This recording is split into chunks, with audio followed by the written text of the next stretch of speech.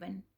Today's video is specially meant for the CBSE schools, its teachers, and those students who have been in class 10th in the session 2020-21. जैसा कि आप सबको पता है कि class 10th CBSE board examination जो कि conduct होने वाले थे 6 मई 2021 से, वो कोविड पैंडेमिक की स्पेशल सिचुएशंस की वजह से CBSE ने कैंसिल कर दिए हैं. And yesterday only it means of 1 मई 2021 CBSE ने दे दिया वो टेबुलेशन जिसके बेसिस पर ये वो सर्कुलर है जिसके बेसिस पे मार्क्स की कैलकुलेशन होनी है क्लास 10th के रिजल्ट के लिए on the basis of internal assessment. But अभी बहुत सारे लोग क्योंकि सर्कुलर बहुत बड़ा है एंड कुछ कंफ्यूजिंग लैंग्वेज कह सकते हैं या फिर कह सकते हैं कि जो अलग अलग एक्सप्लेनेशंस है उसकी वजह से कुछ कन्फ्यूजन्स लग रही है. So in this video I'm just going to explain all the things about that result. कैसे इस रिजल्ट को कैलकुलेट किया जाना है, क्या होगा आपके प्रीवियस परफॉर्मेंस का, क्या होगा उन स्टूडेंट्स का जिन्होंने अब तक कोई एग्ज़ाम नहीं दिया है. तो फर्स्ट ऑफ ऑल अगर हम बात करते हैं बैकग्राउंड की, तो बैकग्राउंड ये है कि due to increase in number of कोविड-19 cases CBSE had cancelled the board exam of class 10th which were to be held from 4th May to 7th June 2021. And now this result will be based on an objective criterion developed by CBSE board. And specially mentioned है कि अगर कोई भी parent या कोई भी student अपने इस रिजल्ट से सेटिस्फाइड नहीं है तो वो जो कंपार्टमेंट एग्ज़ाम्स होंगे सिचुएशंस की थोड़ा सा बेटर होने पर उस टाइम उस कंपार्टमेंट एग्ज़ाम में अपने परफॉर्मेंस के इम्प्रूवमेंट के लिए उस एग्ज़ाम को दे सकता है. And objective of this policy, this is the first time CBSE has brought this kind of policy, and what have been the objectives of this policy is that CBSE has decided to develop an unbiased and transparent academic record based on realistic evaluation of the academic performances of the student. क्यों ऐसा किया गया था कि एक unbiased, बिना किसी भेदभाव के, बिना किसी बायसनेस के रियल परफॉर्मेंस जो स्टूडेंट्स की through out the academic session रही है उसके बेसिस पर उसका रिजल्ट तैयार हो. और साथ ही साथ 4 जो कि प्रिंसिपल CBSE ने इस होल प्रोसेस में फॉलो किए हैं वो है reliability and then fairness, flexibility and validity. Result reliable हो, रिजल्ट फेयर हो. फेयर यानी किसी तरह की चीटिंग वगैरह इसमें ना हो, किसी तरह की जो है कि किसी भी तरह की गलत नंबर स्टूडेंट्स को ना मिले, फ्लेक्सिबल भी रहे एंड वैलिड भी रहे. And in order to ensure the principals, school leaders and teachers should ensure that the evaluation process is clearly understood by all the stakeholders. सब लोगों को ये समझ आनी चाहिए, सिर्फ स्कूल के लिए नहीं, सभी लोगों को, सभी stakeholders, whether they are the parents, they are the students, everyone should understand this policy. And I am here just to describe this thing. First of all, you should know about the bifurcation of maximum 100 marks for each subject. आपको ये पता है, पहले से ये हमेशा होता है कि हर सब्जेक्ट जो होता है वो 100 मार्क्स का होता है. और उसका बाइफर्केशन इस बार कैसे है, इंटरनल असेसमेंट जिसके मार्क्स 11 जून तक अपलोड होने थे वो 20 मार्क्स का रहेगा हर साल की तरह. अभी जो बोर्ड एग्जामिनेशन का 80 मार्क्स का वेटेज है वो दे दिया गया है assessments done by school. School ने throughout the year student की जो परफॉर्मेंस है उसका क्या असेसमेंट किया है इस पर बेस्ड ये 80 मार्क्स होंगे. इंटरनल असेसमेंट जो 20 मार्क्स के थे ये तो जैसे हर साल चल रहा है वैसा ही है, टाइप ऑफ असेसमेंट है. और हर तरह के असेसमेंट को 5 मार्क्स देकर 20 मार्क्स, ये वो मार्क्स है जो 20 मार्क्स इंटरनल असेसमेंट के जाते थे जिसमें सब्जेक्ट एनरिचमेंट की एक्टिविटी जो है उसके 5 मार्क्स है. Multiple assessment through out the year school करता है उसके 5 मार्क्स है. और जो पेन पेपर टेस्ट होता है PT1, PT2, PT3, इनमें से बेस्ट स्कोर या एवरेज स्कोर के 5 मार्क्स का वेटेज एंड पोर्टफोलियो जो स्टूडेंट अपने, जिसको हम कह सकते हैं कि किसी प्रोजेक्ट के लिए, अपनी एक्टिविटीज़ के लिए करता है प्रिपेयर, उसके 5 मार्क्स है. टोटल 20 मार्क्स में से स्टूडेंट के परफॉर्मेंस पे बेस है. If any school has not conducted any one of the assessment mentioned above, then they can conduct online assessment such as quizzes, presentation और portfolios. अगर किसी ने अभी तक भी इनको जो है कैरी आउट नहीं किया है, कैरी आउट क्यों नहीं हो पाया, इस बार की स्पेशल सिचुएशंस रही थी, ऑनलाइन टीचिंग रही है थ्रू आउट द ईयर, तो अभी भी ऑनलाइन क्विज, ऑनलाइन असेसमेंट के थ्रू इनको पूरा किया जा सकता है. और इनकी जो लास्ट डेट ऑफ अपलोडिंग है इंटरनल असेसमेंट की वो 11 जून 2021 है. अभी जो मेन मुद्दा है हमारा वो है एक्सटर्नल असेसमेंट 80 मार्क्स का. ये 80 मार्क्स के एक्सटर्नल असेसमेंट किस तरह से होंगे, इनको बांटा गया है कुछ अलग अलग डिवीजन में 10 + 30 + 40. तो इसकी कैटेगरी क्या दी गई है कि जो पीरियडिक टेस्ट या पीरियडिक टेस्ट 1 या यूनिट टेस्ट जो हुआ है उसके 10 मार्क्स ले जाएंगे, यानी अगर 40 मार्क्स का है तो उसका 25% हिस्सा ले लिया जाएगा। किसी स्टूडेंट के 40 मार्क्स में से 36 है तो उसे 10 में से 9 मार्क्स मिलेंगे। अभी पीटी सेकेंड या फिर हाफ ईयरली या मिड टर्म एग्जामिनेशन भी जिसे कह सकते हैं, हाफ ईयरली एग्जामिनेशन एक जाना पहचाना नेम है, इसका वेटेज रहेगा 30 मार्क्स का। जितने भी मार्क्स का ये टेस्ट हुआ है उसको 30 में कन्वर्ट करके 30 का वेटेज देकर और जो स्कोर किया गया है वो मार्क्स दे दिए जाएंगे। एंड लास्ट में जो प्री बोर्ड एग्जामिनेशन भी स्कूल्स ने कंडक्ट किए हैं उनका वेटेज रहेगा 40 मार्क्स का। तो 10 PT1 के हैं, मिड टर्म के या हाफ ईयरली या PT2 के 30% का वेटेज रहेगा और 30 मार्क्स का वेटेज रहेगा, और प्री बोर्ड एग्जामिनेशन का 40 मार्क्स का वेटेज रहेगा। टोटल ये 80 मार्क्स होंगे। यानी कि अगर हम मानते हैं कि अगर राम ने स्कोर किए हैं फर्स्ट PT में 36 आउट ऑफ 40, तो इसका मतलब उसे उस पर्टिकुलर सब्जेक्ट में 9 नंबर मिल जाएंगे। सेकेंड PT या हाफ ईयरली मानो कि 90 मार्क्स का हुआ है और 90 में से बच्चे ने स्कोर किए हैं 72, तो 90 का 1/3 यानी 30 मार्क्स होगा। तो सेम वे 72 का भी 1/3 होगा। ठीक है, तो 72 का 73 का जो भी 1/3 मार्क आते हैं वो बच्चे को मिल जाएंगे। And then pre board examination, pre board examination जो है वो 40 मार्क्स की रहेंगे। 80 मार्क्स का अगर प्री बोर्ड हुआ है तो उसका हाफ कर दिया जाएगा, 40 मार्क्स, टोटल 80 मार्क्स ही होंगे।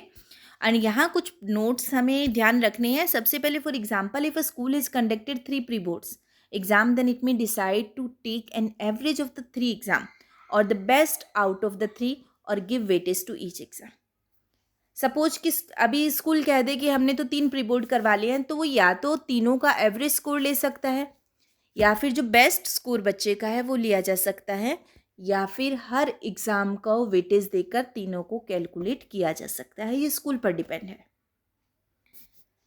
साथ ही साथ कहा गया है, in case the school has conducted more than 1 test और exam with each category, then weightage और एवरेज और the best performance in the 3 tests can be considered. ये जो हमने पीछे एक्सप्लेन किया था, एक कैटेगरी के एक से ज़्यादा टेस्ट हुए तो या तो उनका एवरेज ले लिया जाए या फिर जो बेस्ट स्कोर है उसको भी लिया जा सकता है।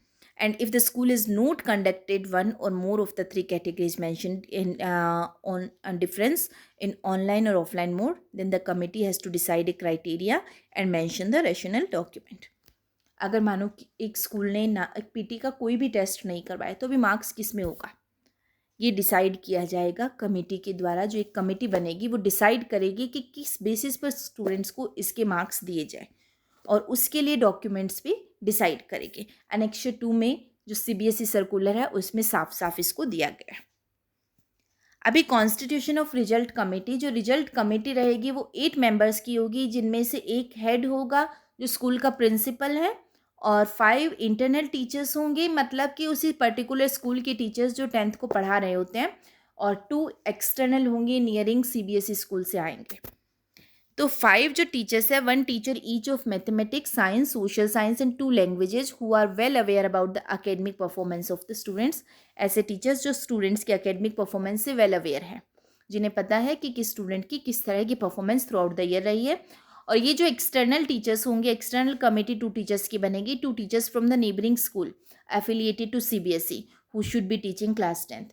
ये टीचर्स जो है वो क्लास 10th को पढ़ा रहे हो, ऐसे टीचर्स ही डिसाइड होंगे नेबरिंग स्कूल के, और ये टीचर इस रिजल्ट में अपना कंट्रीब्यूशन देंगे। अभी rules of constitution of committee annexure 1 में जो दिए गए हैं, किस तरह की रूल्स स्कूल को ध्यान रखने कमेटी के कॉन्स्टिट्यूशन के लिए, वो क्या है कि no interchange of teachers as committee members between 2 schools. ऐसे नहीं होगा कि स्कूल A की एक्सटर्नल टीचर्स जो है वो स्कूल B से आ जाए और स्कूल B के एक्सटर्नल टीचर्स जो है वो स्कूल A से आ जाए। Teachers should not be from the same management school or any other relationship which may influence the result.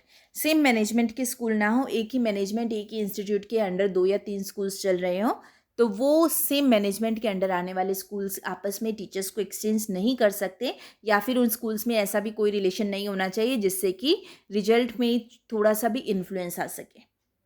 साथ ही साथ कहा गया, wards of the committee member should not be appearing from the school. ऐसा कोई भी टीचर जो है school committee में नहीं आएगा जिसके बच्चे जो हैं उसी स्कूल से क्लास 10th में अपीयर हो रहे हैं।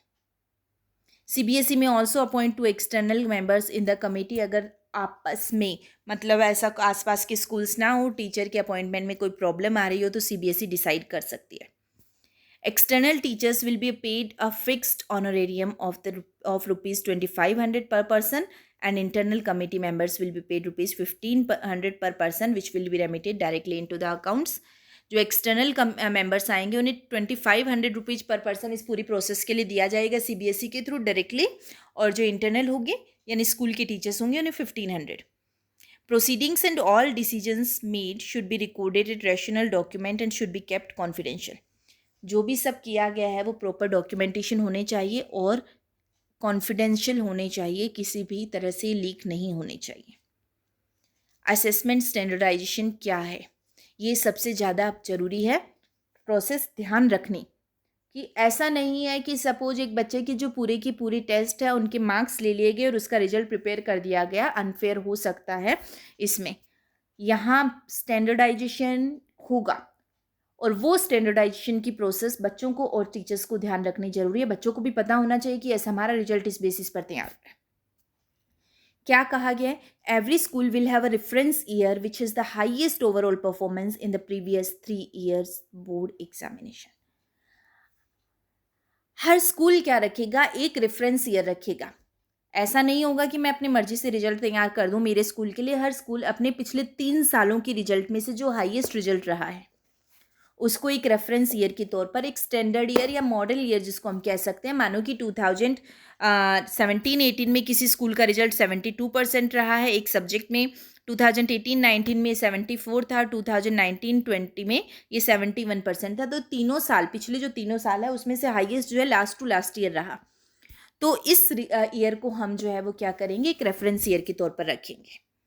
In case data is available only for 2 years, अगर मानो कोई स्कूल न्यू ही ओपन हुआ है और उसके पास सिर्फ 2 ही साल का डेटा है तो उन 2 में से जो हाईएस्ट होगा वो ले लिया जाएगा। अगर कोई फर्स्ट टाइमर्स हैं, किसी के पास सिर्फ 1 साल, पहला ही साल है 10th का, तो उसके लिए CBSE अपनी प्रोसेस डिसाइड करेगी। और साथ ही साथ ये कहा गया CBSE will provide an online details of school wise reference year marks. School wise reference year marks की ऑनलाइन डिटेल CBSE खुद प्रोवाइड करेगी। ऐसा नहीं है कि जो हमें सही लग रहा है, जो हम मान रहे हैं वही होगा, ये CBSE अपने रिकॉर्ड में से देखे। असेसमेंट स्टैंडर्डाइजेशन क्या है ये देखिए। The overall average marks for the school assessed in 2021 for all the 5 main subject should not exceed the overall average marks obtained by the school in the reference year.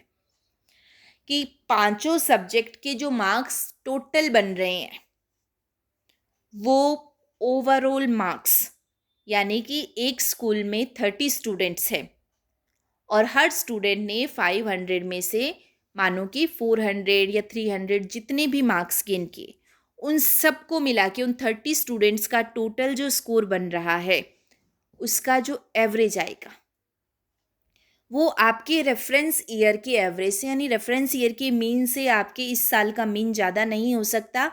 अगर reference year के percentage 74% mean marks थे तो इस साल भी आपके 74% ही mean marks रहेंगे। और सब्जेक्ट वाइज ये वेरिएशन +2 -2 आ सकता है। सब्जेक्ट में हो सकता है कि लास्ट ईयर इंग्लिश का जो मीन मार्क्स थे वो 72 थे, तो CBSE ने कहा है कि सब्जेक्ट में +2 -2 का वेरिएशन चल सकता है, यानी कि जो मीन मार्क्स अगर CBSE के थे इंग्लिश के जो 72 थे तो 70 भी हो सकते हैं और 74 भी हो सकते हैं। फॉर एग्जाम्पल आपको साइड में देखिए मैंने लिखा है, if the average marks obtain in the reference year for mathematics वो 62।